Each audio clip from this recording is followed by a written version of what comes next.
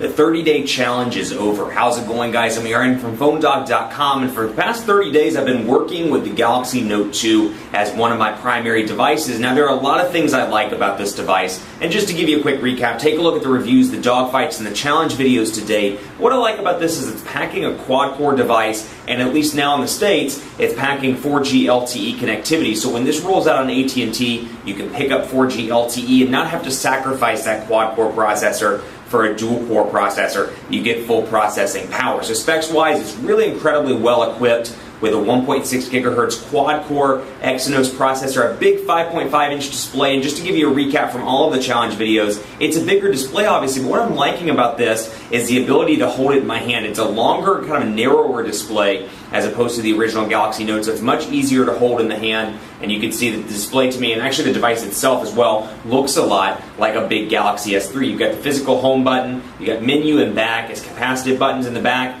Again, very similar in terms of look and feel to the Galaxy S3. So they're kind of synchronizing those design lines, and it's got a big battery as well. So this is going to be one of those devices, unfortunately, where it's not something like, you know what, let's say you don't like big devices, you can't totally disregard it because it's got some great specs, and likewise, it's got some killer specs for people that are techies, killer specs for people that are road warriors because it's packing a big 3,100 milliamp hour battery. So hey, you may not like the size, but this still may be something you need to go with just because it's got a big battery and can handle 4G LTE for most of the day without having to worry about recharging. 3,100 milliamp hour battery. It's also packing Android 4.1, which, like I noted in a previous challenge video, 4.1 is a nice addition, very fast, although I'm not noticing really any speed boosts from Android 4.0. So comparing this, for example, to the Galaxy S3, I'm not really seeing a huge speed boost by any means. I find it to be about as responsive, maybe a little bit more responsive, but nothing amazing in terms of like speed differences between the Galaxy S3 and the Note 2. Still very responsive, little to no lag across the board, and obviously you can see the implementation of Android 4.1. Multi-screen or multi-view for the multi-screen stuff. Unfortunately, not on this device just yet, but quite a few people have had the software update roll out. That's a great feature for a lot of people. Personally, I don't really find that useful. I prefer to do one thing on my device. This screen isn't large enough to me to justify two different things, whereas maybe the Nexus 10, or actually not the Nexus 10, for example, the Galaxy Tab 2, 10.1, the Galaxy Note 10.1 rather, it does have that multi-screen capability. That's a big enough display to justify it. Whereas to this to me rather, 5.5-inch display, not big enough. I'll keep it to one thing and then just switch around. Google Now is also included on this in addition to Samsung's S Voice, so you've got full Google Now capabilities, all the notifications appear in the notifications bar. Now, what you've been dying to hear, am I going to keep this after the 30 days? And drum roll please, at least right now, I am not going to keep it. I'm going back to the Samsung Galaxy S3. I find that size-wise, because here's the thing, I love TouchWiz. I think it's the best implementation of a user interface on Android. It's great for high-end users because it seamlessly integrates with Android 4.0 and 4.1. It works really well. There's really little to no lag as a result of the user interface. It's not too clunky to me. Really enjoy it, but the size for this one is just a little bit too big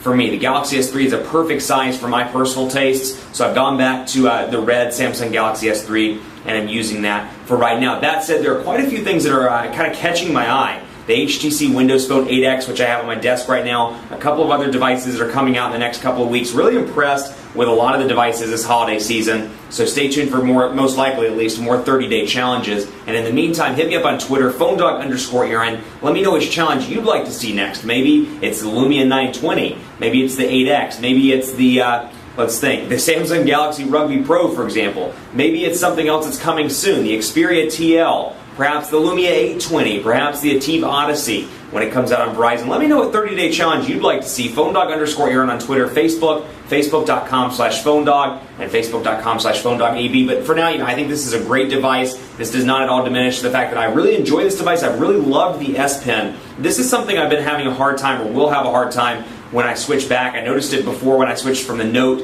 the original Note, to the Galaxy S3, and I'll probably notice it now when I go from the Note 2 back to the Galaxy S3. Not having the S Pen, kind of frustrating because I've gotten used to using this for taking notes, and I love the new features like Page Buddy, where it shows up and kind of gives you all of these little easy to access things like, hey, you know what, you pulled out the S Pen. First of all, you can see it's detached. Second of all, you get the ability to create a note right from this kind of customized home screen. So that's a nice feature. And then of course I can double tap and bring up a customized note on the main display. And let me do that, for example, so you can take a look at a customized S Note. So I can be in the middle of a call and I can be taking notes. and I can save those directly to my Apps and Memos folder. So it's got some great features. It's a huge improvement over the original Note. If you like the original Note, you like content creation, maybe you've been considering a tablet but you don't want to carry two devices around, this is going to be a device you want to consider when it comes to your respective carrier in the US. But for now, I'm going away from it. That's not to say I won't go back. I find that with a lot of these devices, when I do 30-day challenges, I get a couple of days in of being back on another device, and I find that I really miss the device I was testing for 30 days. So who knows, like anybody else, I get used to a device after using it for a couple of weeks.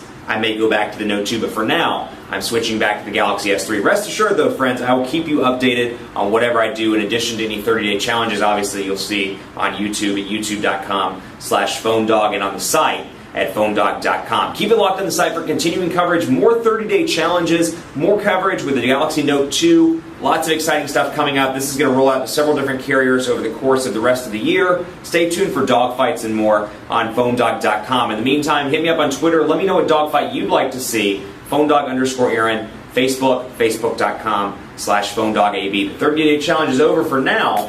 I'm going away from it, but who knows? I could be back on the Note 2 in a couple of days. I'll keep you updated.